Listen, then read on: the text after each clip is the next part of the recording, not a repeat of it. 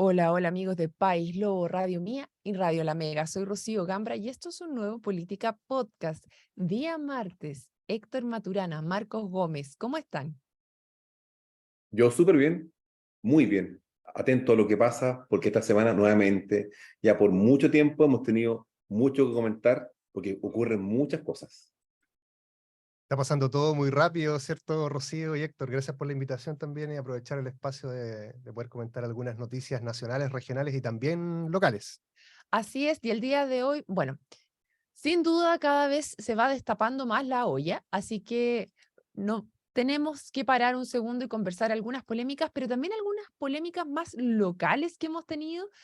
Vallespín, por ejemplo, el gobernador el día de ayer, y también algo que yo me enteré empezando el programa que había pasado en Puyehue, así que eso vamos a partir comentándolo, pero no nos vamos a quedar en la polémica, sino que también vamos a ir a analizar IMASEC y desempleo, que son los temas que aquí estos queridos ingenieros nos van a poder apoyar para poder entender qué es lo que está pasando. Ya, a ver, cuéntame, ¿qué fue lo que pasó en Puyehue? Sí, lo conversábamos con Héctor al principio, no es polémica, pero en general en todo lo que está ocurriendo en el país, con todo este tema de las fundaciones en general, hay un tema que tiene que ver con legalidad, otro tema que tiene que ver con ética, con cómo las autoridades en general asignan también a sus funcionarios, y esto es un tema que salió en medios nacionales, en Radio Bio Bio específicamente, donde los ediles piden aclarar contratación de esposo de concejal en el municipio de Puyehue. Fue una solicitud que se hizo por parte de dos concejales en el Consejo Municipal la semana pasada para poder entender cuál es la figura en la que se estaba contratando el día de hoy al esposo de esta concejala, porque en portal de transparencia la verdad es que no aparece el día de hoy transparentado cuál es su cargo, cuáles son sus funciones, cuáles son los honorarios también que el día de hoy tiene, pero además hay un tema de trasfondo que tiene que ver con un tema ético, si bien no hay un tema que sea un tema de legalidad de por medio.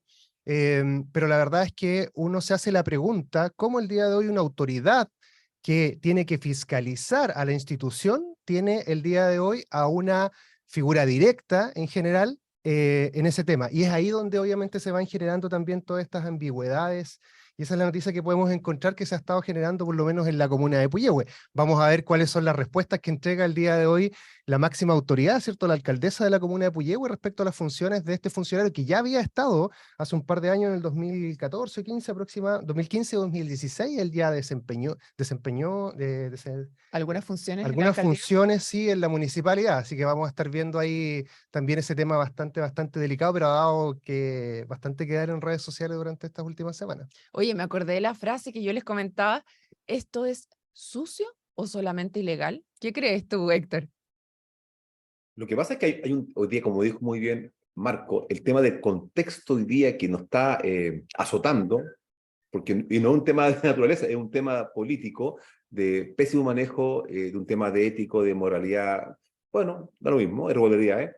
Hoy día cualquier elemento que aparezca medio oscuro genera no esta confusión, esta alerta. Y en el caso de esta alerta, en particular, esta señora, perdón, este señor, aparece todavía casado con la concejal que está todavía, y eso está en el portal que se llama infoprovidad.cl, que están todas las autoridades nuestras con sus declaraciones actualizadas. Entonces, claro, sí.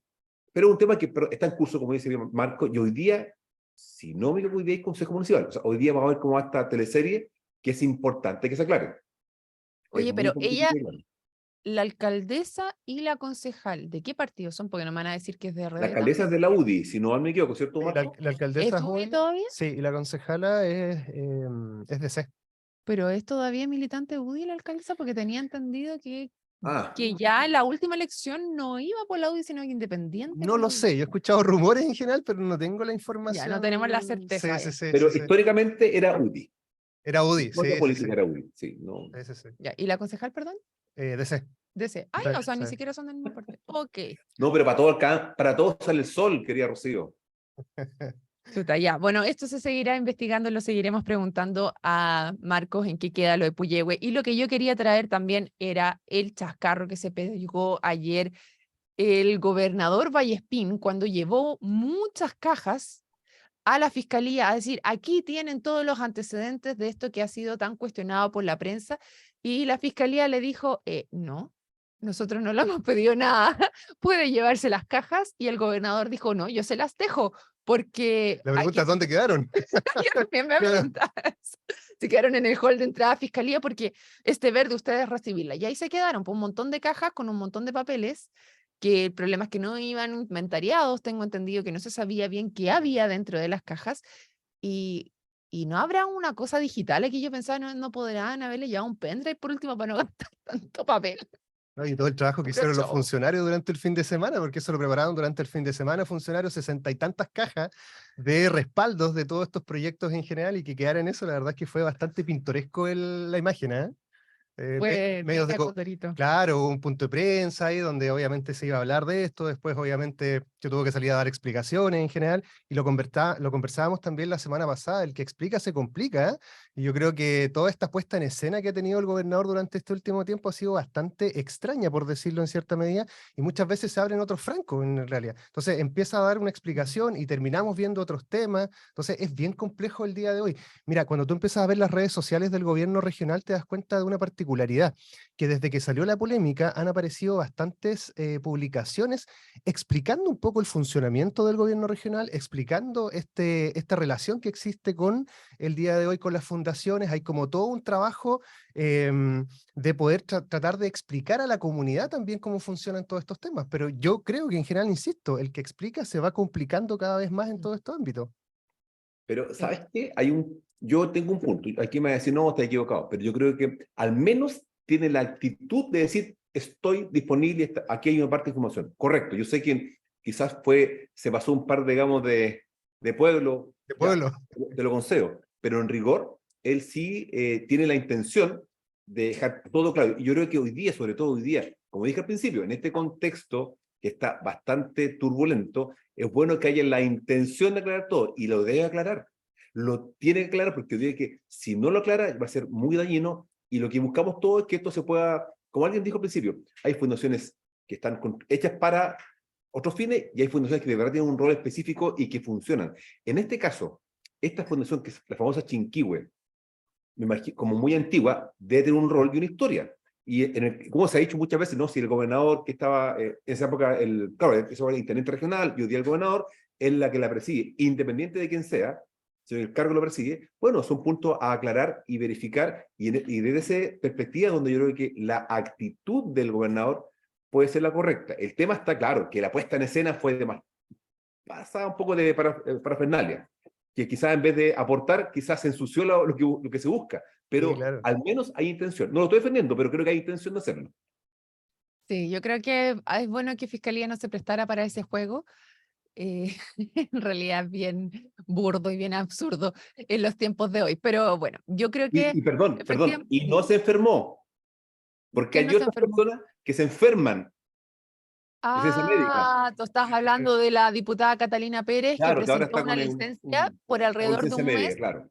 para no, y bueno, todos vimos el video el fin de semana, creo yo, donde salía con esta especie de, como princesa Leia, no sé, como de blanco, sin pintura, bueno, en fin, ya, no nos quedemos pegados a la polémica, yo creo que ya todos lo han visto, Alicia también, con Alicia también lo conversamos harto rato ya, y es cómo avanzamos, porque aparte de la polémica, aquí hay datos que son preocupantes. Me gustaría saber qué tan preocupantes son para ustedes estos datos, por ejemplo, el IMASEC de un -2% y un desempleo de un 8,5%. ¿Cómo los ves tú, querido Héctor Maturana? Rocío, no me ¿Qué? robé la palabra preocupante. Esa palabra es mía. Estoy muy preocupado, como dice un amigo nuestro, ¿cierto? ¿Te dio risa? Es que un chiste de nuestro barco. Señor Lo que pasa es que preocupado. siempre dice que estoy muy preocupado. Entonces, claro, a ver, los datos que dicen, al menos el IMASEC, muy mal, -2%, lo que indica que la construcción del PIB, ¿cierto? Porque el IMASEC es mensual, que es la actividad económica mensual, y construye el PIB anual, digamos, que es el insumo clave, se ve bastante mal, -2%, y eso explicado en parte, gran parte por el comercio y gran parte por la caída de la minería, un 7,2 negativo, y un -4,2 en comercio. Habla de dos cosas: la industria clave del país nuestra, que es la minería, cayendo fuerte, y el otro lado, que es el comercio, que tiene una gran carga laboral, muchas personas trabajando, claro, también están afectados. Entonces, todo esto va impactando en cesantía, llegamos a eso, va impactando, ¿cierto?, en que haya menos con gente contratada, en fin. Pero también es lo que hay que pagar, porque sabemos que estamos con una carga fuerte inflacionaria. Entonces, lo que busca el Banco Central, ¿cierto?, es, con las tasas tan altas, es que hay una contracción, ¿cierto?, de la demanda, y eso se está logrando, pero tiene un costo. ¿Y cuál es el costo? Este IMASEC negativo. Suena como muy, muy duro lo que digo, porque finalmente hay gente que queda cesante, o está quedando cesante, o ya quedó cesante, en muchas industrias, pero lamentablemente es el costo que tenemos que pagar respecto del año 21, cuando hicimos una gran expansión de plata en la calle, producto de los retiros, bono IFE, etcétera, que hizo que nuestra economía cayera el año 22 una alta inflación. Y bueno, y todos sabemos que ¿qué saca subir el sueldo a $1.000.000? Ojalá fuera así para todos, pero el tema es que cuánto valen los bienes, ¿cierto? Por eso es que el Banco Central ha sido muy restrictivo en poder controlar la inflación vía tasa, y esto trae este gran costo que es la contracción económica, en este caso por inflación. Y por eso es que debiera ser el acento del gobierno de activar hoy día la economía. Es fundamental. No sé si, Marco, estamos en línea con ese tema. ¿Qué crees tú, Marco? Sí, efectivamente. Y además que un dato para todas las personas que nos escuchan, que este es el cuarto mes de retroceso del IMASEC, ¿eh? Ha estado, pero este particularmente es el más bajo de todos. Y además está sobre las expectativas de mercado. Algunos decían que iba a ser 1,2, máximo 2,2, pero la verdad es que el menos 2% que el día de hoy presenta el IMASEC, la verdad es que es un tremendo golpe, obviamente, para el gobierno, que estaba comenzando a intentar renegociar este pacto fiscal en general. Entonces, la verdad es que todavía se le quita más piso, entendiendo que hay muchas voces que dicen, oye, ¿cómo vamos a conversar el día de hoy un pacto fiscal si es que vemos que el tema económico, la verdad es que no hay ningún plan de inversión, no hay ninguna expectativa tampoco de crecimiento? Como lo decía Héctor muy bien, el tema de la inflación el día de hoy sigue latente, sigue presente el día de hoy en la economía, y la verdad es que las cifras son bastante, yo me sumo A la preocupación. a la preocupación sí, que tiene Héctor en general, porque nosotros mirándolo a mediano y largo plazo, y para esto no hay que ser economista, si es cosa que tú vayas al supermercado, en general tú empiezas a darte cuenta que las cosas no te alcanzan, que en realidad mayor empleo, a pesar de que lo vamos a conversar un poquito más adelante el día de hoy con las cifras, no se logra ver, pero nos damos cuenta que es una situación bien, bien preocupante en general, y que impide obviamente que se vayan realizando todas las otras conversaciones que también son necesarias el día de hoy poner sobre la mesa, ¿cierto? Bueno, en resumen, aquí lo que estamos hablando es que el país no está creciendo, sino que estaría decreciendo con estas cifras, ¿o no, Héctor? Sí, claro, eso es lapidariamente, es así, pero es el costo que tenemos que pagar. Mira, que suena súper duro, muy frío, pero así funciona la economía. O sea, si queremos que la inflación se empiece digamos, a controlar la inflación, tiene que contrarse la demanda, y eso es lo que está ocurriendo hoy día. Y por eso viene el tema del colocar el acento hoy día en reactivación económica. Y ahí el rol clave del ministro Marcel. Quizás hoy día está atrapado él. Bueno, como te he dicho, yo creo que la agenda política se ha robado tiempo de trabajo productivo a los que dirigen el país. De verdad, como estaba tan revuelto el entorno, es que están todos con la vista puesta en el tema de las fundaciones, de las plata, etcétera. Pero quizás el foco hoy día debiera también o sea, ser capaces de trabajar en esa línea, que es urgente y pertinente, y también poder abordar de buena forma cómo desarrollamos o activamos nuestra economía. Porque recordemos cuando pasa esto, y de hecho lo hice y voy a caer enseguida en punto de cesantía, en un año, o sea, el periodo de marzo, abril, mayo, contra marzo, abril, mayo 22, hay un punto más de cesantes. Un punto. Y eso equivale en personas, tengo el dato exacto, pero no quiero precisar el dato. Un segundito, por favor. Un segundo. Quiero precisar. Equivalen personas a 80.000, 90.000 cesantes, o sea, o gente no está trabajando. A ver, Y dame eso, la cifra exacta, no te pongáis Boric, por favor. no, 80.000, 90.000 o A ver, 100.000. hoy día desocupados año 23 es 841.916. Un año atrás, el mismo periodo era 749.542. Ok. Ya, Son pero aquí, 90.000 aprox personas que están cesantes, son jefes de hogar que no tienen cómo pagar sus cuentas, cómo pagar su salud, pagar su transporte, educar a sus hijos. Ese es el drama que genera esto. O sea, aquí viene la triste conclusión. O sea, toda esta farra que todos tuvimos aquí.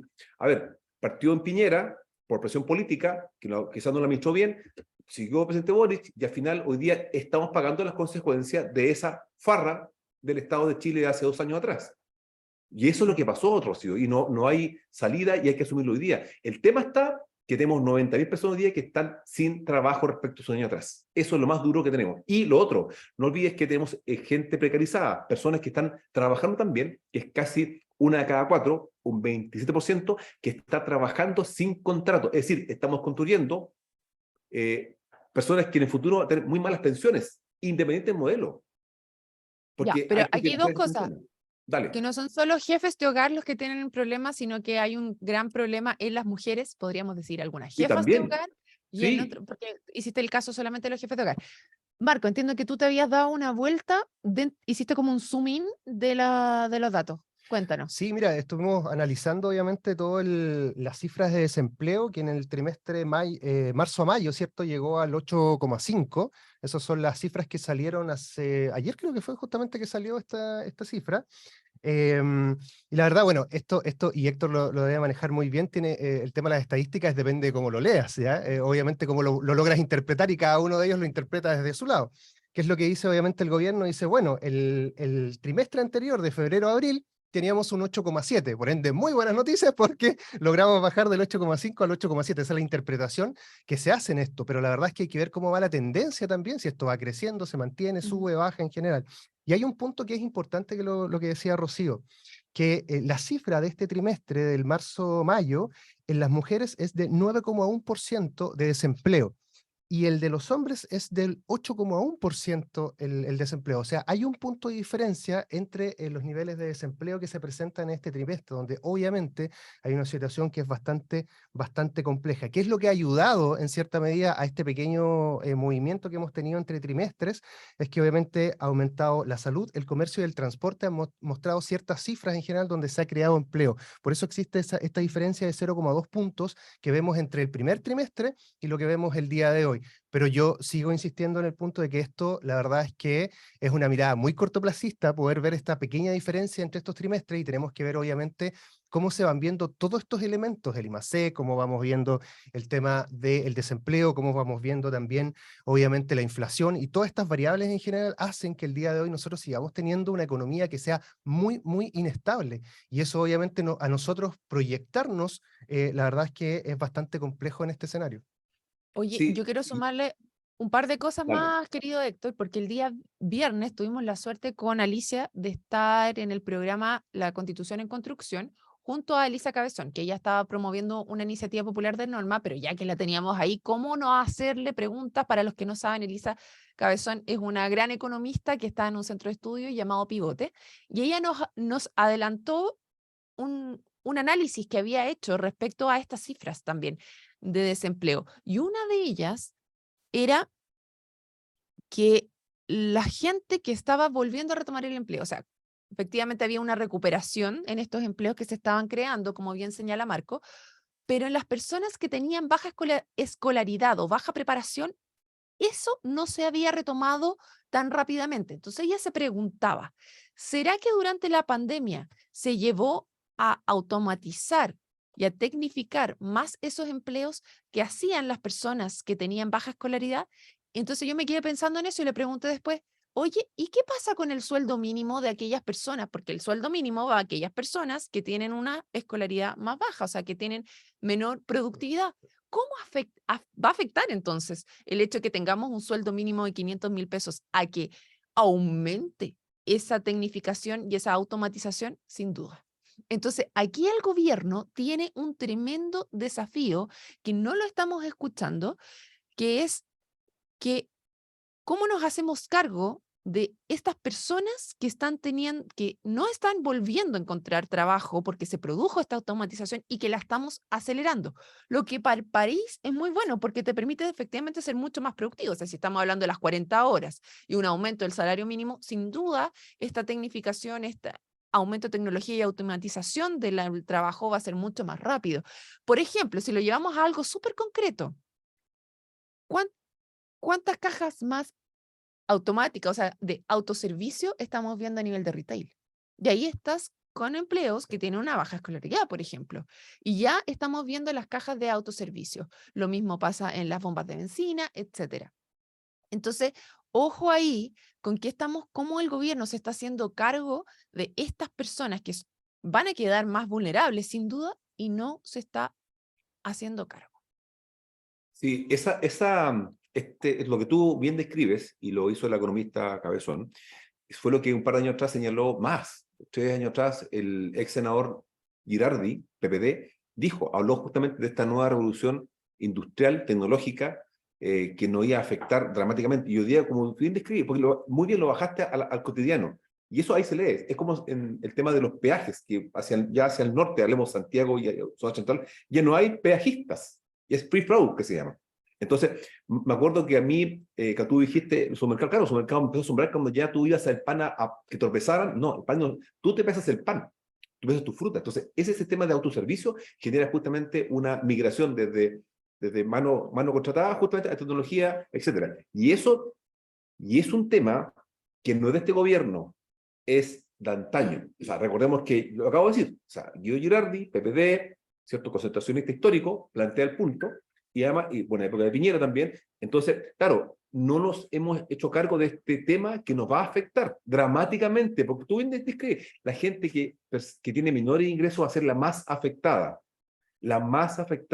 y la pregunta es, ¿qué vamos a hacer?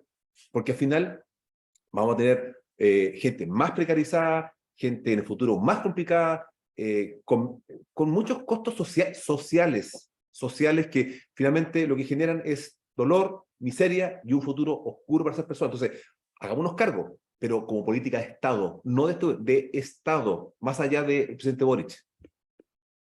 Sí, poder analizar todo esto. La verdad es que el día de hoy no se vislumbra una estrategia tampoco en este ámbito. ¿Ah? Yo te estaba pensando mientras conversaban y claro, nosotros empezamos a ver que está todo más automatizado. Cuando tú vas a echar combustible hay algunas bombas de estaciones en general donde tú haces todo el proceso, donde antiguamente había una persona en general. Entonces, yo creo que esto no se va...